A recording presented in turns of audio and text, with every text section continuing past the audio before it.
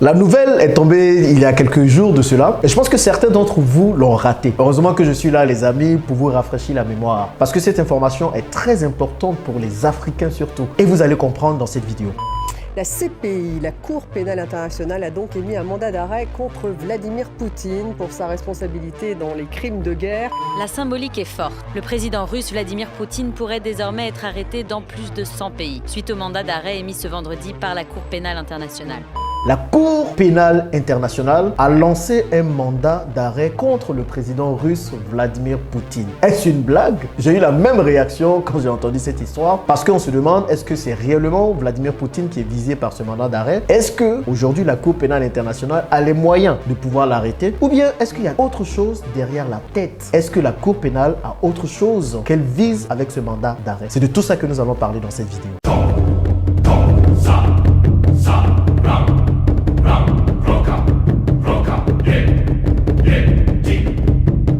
Si vous êtes là pour la première fois, moi je m'appelle Jean-Yves Bragbo, je suis multi-investisseur en Afrique et j'incite toute la communauté africaine, tous les Africains à investir davantage en Afrique afin d'atteindre la liberté financière. C'est ce qui nous permettra, nous en tant qu'Africains, de pouvoir nous faire respecter par les autres communautés et dans le monde entier. On respecte le pouvoir économique et pas les bavardages. Donc si ce sont des thématiques qui vous intéressent, abonnez-vous en cliquant sur le bouton rouge s'abonner et surtout partagez cette vidéo qui va aider et qui va vraiment enseigner plus d'une personne. On a aussi lancé un club business très récemment dans lequel on investit ensemble, parce que c'est ensemble que nous allons pouvoir arriver réellement à relever notre continent, le Club Business Elite. Si vous voulez aussi faire partie de ce club, regardez dans la description de la vidéo les gars, il y a un lien qui va vous permettre de vous décrire tous les tenants et les aboutissants du club et rejoignez-nous que nous puissions mettre nos forces ensemble pour avancer ensemble. La CPI lance un mandat d'arrêt contre Vladimir Poutine. Pourquoi est-ce que j'en parle? Vous allez comprendre dans cette vidéo. Mais voyons déjà, qu'est-ce que la CPI reproche à Vladimir Poutine? Quand vous lisez bien l'information, on dit que Vladimir Poutine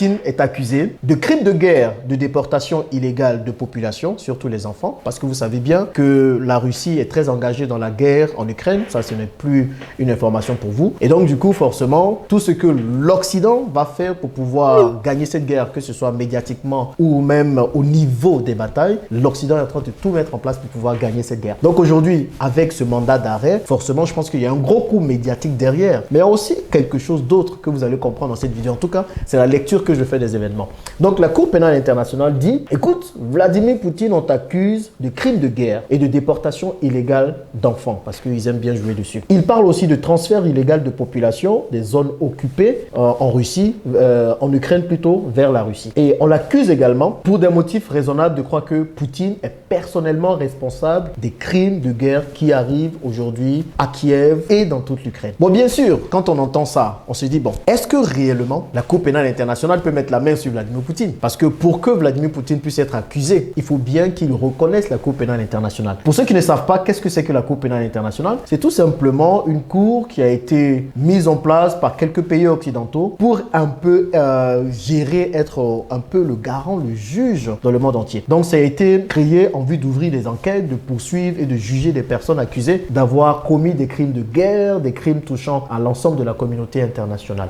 Bon, moi la première question que je me pose, et on sait tous derrière que c'est les Occidentaux qui gèrent un peu cette Cour pénale internationale. Maintenant, les États-Unis, la Chine et la Russie n'ont pas signé le décret portant création de cette cour et ne reconnaissent pas réellement la Cour pénale internationale. C'est beaucoup plus la France, la Grande-Bretagne et plusieurs autres pays africains vont se demander pourquoi qui reconnaissent cette Cour pénale internationale. Moi, la question que je me pose quand j'entends cette histoire, c'est comment ils vont faire pour arrêter Poutine, quoi. Qui va aller arrêter Poutine? Le gars, il a la bombe nucléaire, il a l'arme nucléaire. Et où est-ce qu'on va l'arrêter? Déjà, pour qu'il puisse être arrêté, peut-être qu'il faut qu'il se balade dans l'un des pays membres de la Cour pénale internationale, ce que je pense qu'il n'est pas en train de faire. Donc, je pense que c'est une histoire qui fait tellement rigoler. Encore une fois, les Occidentaux ne veulent pas perdre le contrôle du monde entier. Les Occidentaux veulent toujours garder leur hégémonie. Ils veulent toujours montrer qu'ils dirigent le monde, alors que nous sommes dans une nouvelle génération, dans un nouveau monde qui permet vraiment de s'écarter de leur pouvoir. Et en mettant ce mandat d'arrêt, en réalité, ce n'est pas Poutine qu'ils visent, mais c'est d'autres personnes. Parce qu'ils savent bien qu'ils ne peuvent pas atteindre Poutine. Ils savent bien qu'ils ne vont jamais l'attraper. En fait, aujourd'hui, la Russie est tellement dans un souci, dans un projet de s'émanciper de la force des États-Unis ou du pouvoir des États-Unis, que celui qui viendra au pouvoir, même après Poutine, continuera le travail de Poutine. Peut-être même qu'il sera pire que Poutine. Et aujourd'hui, les Russes sont assez derrière Poutine. Poutine. Donc ce n'est pas en emprisonnant Poutine ou en le mettant dans une certaine cour pénale que forcément ils vont arrêter ce truc qui a commencé déjà à naître en Russie. Mais quand on met ce mandat d'arrêt sur pied, c'est forcément pour autre chose. Et je vais vous éclairer un peu. Il y a un sommet Russie-Afrique qui arrive très bientôt, qui va avoir lieu en juillet 2023. Et les Occidentaux, forcément, ils se disent il faut qu'on arrive un peu à arrêter l'avancée de la Russie dans le monde entier. Donc, si jamais un président africain ou un autre président commence à vouloir coopérer avec la Russie, on dira que, ah, attention, Vladimir Poutine est sous un mandat d'arrêt. Donc, tous ceux qui vont vouloir coopérer avec lui, que ce soit au niveau économique, au niveau politique, au niveau stratégique, tous ceux-là peuvent être accusés aussi